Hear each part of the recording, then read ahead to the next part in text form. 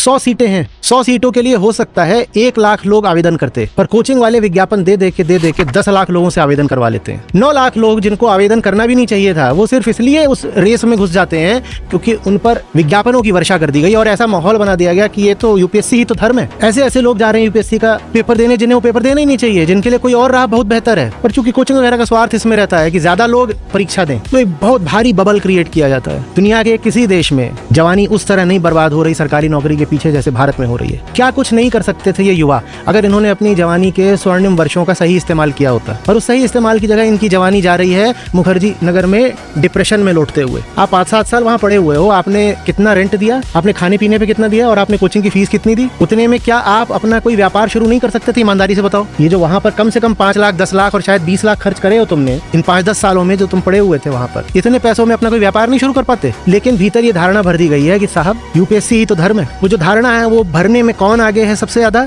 यही coaching institutes. इन्होंने इतना ग्लैमराइज कर दिया है कि सब लगे हुए हैं इसी में कि हमें भी चाहिए, हमें भी चाहिए। फिर बोल रहा हूँ, ये बहुत बहुत बड़ा नेशनल लॉस है। भारत जैसा कोचिंग इंडस्ट्री का विशियस नेटवर्क दुनिया के किसी देश में नहीं है। ये कितनी जबरदस्त एक राष्ट्रीय हानि है।